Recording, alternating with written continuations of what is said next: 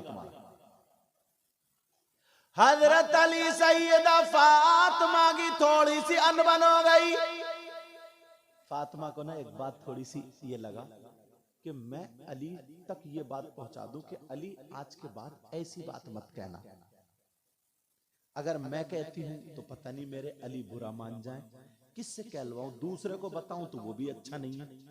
अली जो है मेरे बाबा को बहुत अच्छा चाहते हैं, आकाश की बात मान लेंगे, चलो अपने अब्बा से कहलवा देती हूँ। अली उधर थोड़े से गुस्से में बैठे थे, सैयदा फातिमा गई, मेरी बहनें अपनी जिंदगी गुजारना सीख ले।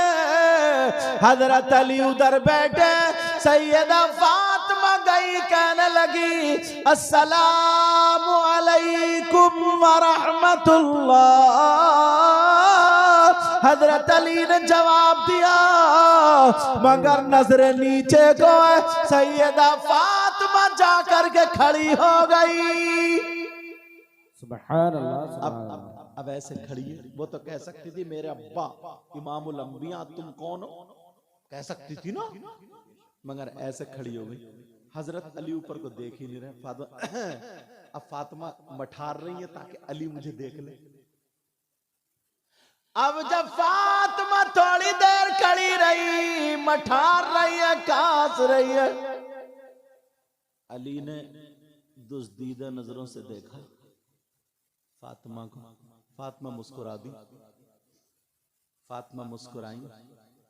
अली बोले क्या बात है? फातिमा बोली सरताज इजाजत लेने आई हूं।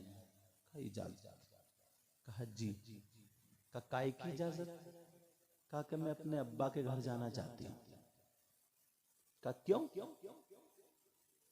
तो फातिमा ने सोचा लाओ, मियाँ बीवी होती ना मीठी मीठी बातें कभी। सैयदा फातिमा ने सोचा लाओ अली को थोड़ा सा डरा के देखो, अली पे थोड़ी सी बात रखो। अली बोले क्यों जा रही हो? फातिमा कहने लगी मेरे सरताज आपकी शिकायत करने जा रही हूं। अरे जब इतना कहा तो अब तो अली की आंखों में आंसू। शिकायत करने, वो भी मेरे आका से, वो भी फातिमा तुम? हजरत अली रोने लगे, आंखों में आंसू आ गए, खूब रोए और रो करके कहने लगे फातिमा मैं चाहता था कि कौन सा दिन आएगा मेरी फातिमा मुझसे कुछ मांगेगी, मगर आज तक कुछ नहीं मांगा। मैं इसमें था फातिमा 3 दिन भूखी रही, मगर आज तक मेरी फातिमा ने कुछ नहीं मांगा, नमक से रोटी खा ली। सैयदा फातिमा ने कुछ नहीं मांगा। मैं चाहता था कभी तो मेरी फातिमा मुझसे कुछ मांगे, मगर आज मांगा तो मेरी शिकायत के लिए इजाजत मांगी। फातिमा अगर तुम मेरी जान मांगती तो मैं तुम्हें जान दे देता, आज तुमने जब इजाजत मांगी है फातिमा जाओ चली जाओ, मेरी शिकायत कर देना, मगर जाने से पहले दुआ कर देना ऐ अल्लाह मेरी रूह कब्ज कर ले। नबी तक पहुंचने से पहले मेरी रूह निकल जाए, ये दुआ कर दो।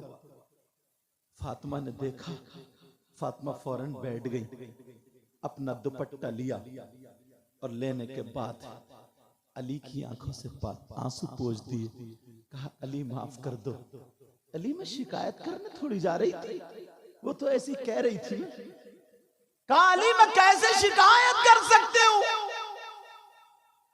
कहा नहीं नहीं फातिमा मेरे लिए दुआ कर दो, तुम्हारे पहुंचने से पहले अल्लाह मौत दे दे। जब इतना सुना तो फातिमा ने अपने शौहर अली के मुंह पे हाथ रख दिया। अली चुप हुए। अब फातिमा ने अपना आंचल उठाया और आंखों में आंसू और रो करके दुआ कर दी, अल्लाह मेरे अली की उम्र और इज्जत में बरकते अता फरमा दे। सुभान अल्लाह, सुभान नारे तकबीर, नारे रिसालत, उलमाए अहले सुन्नत, अज़मते फातिमा, सुभान अल्लाह। ये जिंदगी है। और आज की बीवी आंगन में खड़े को दुपट्टा फेंक के दुआ कर, कह रही या अल्लाह, इतना मोटा कहेगी या अल्लाह, या तो मैं ही इनका मुंह ना देखूं या फिर यही मेरा मुंह ना देखूं। मतलब या तो आई एम फिनिश या फिर ये। इसका मतलब या अल्लाह या तो यही मर जाए या फिर मैं ही खत्म हो जाऊं। बताओ ये हमारे यहाँ की औरतें कैसी तहजीब है। और सैयदा फातिमा ने क्या सबक दिया है। अल्लाह। मगर हजरत अली कहने लगे, फातिमा तुमने मुझसे पहली मर्तबा मांगा है, जाना पड़ेगा।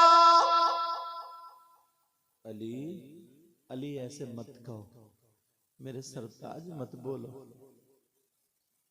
अली बोले, फातिमा अगर तुम मेरा दिल मांगती तो मैं देता, मगर तुमने मेरी शिकायत के लिए मांगा, जाओ अब मेरा हुक्म है, जाना पड़ेगा। अब फातिमा फंस गई। अली मुझे रोक लो, अली हुक्म मत सादिर करो, क्योंकि शौहर का तो हुक्म मानना ही है। यहां तक के मेरी बहनों सुनो, शौहर की इजाजत के बगैर घर से कदम निकालना जायज नहीं। शौहर की इजाजत के बगैर, मेरी बच्चियां सुन लें जिनकी शादियों में, शौहर की इजाजत के बगैर घर से कदम निकालना जायज, बोलो बोलो जायज। मगर मालूम है कितने बुरे हालात। इजाजत ले रही है ये, तुम गए धान लगाने, ये गई मोहल्ले में आग लगाने। ये इजाजत है। तुम तो काट रहे हो गन्ना और ये काट रही है रिश्ते। और बाज औरत तो इतनी बतौड़ी है, सही बता रहे, उसे कोई काम नहीं है। सुबह को लपेटा खूब डौंदे से और खा के मोहल्ले में निकल गई। अब बन गई अखबार। इसमें बोली, अरे बोली सुन तो, मोहल्ले में ये हुआ वो हुआ ऐसा हुआ, पूरे मोहल्ले की बकडाली। और जाते टाइम कहती है, देख मैं तुझे बता रही हूँ कहिए किसी से मत। उधर से निकली, दूसरी पड़ोस में घुस गई, पूरे मोहल्ले में डंग डंग डंग डंग। फिर देखा, बोली अरे 12 बज गए, बड़ी जल्दी अब आ रही है घर पे, जल्दी जल्दी खाना बना रही है। बाज औरत को तो सिर्फ इतना ही काम है, क्या ये कुरान नहीं पढ़ सकती, ये तस्बीह नहीं पढ़ सकती? अगर मोहल्ले में जा भी रही है शौहर की इजाजत से, तो औरतों को नमाज याद नहीं करा सकती है, कुरान नहीं पढ़ा सकती है।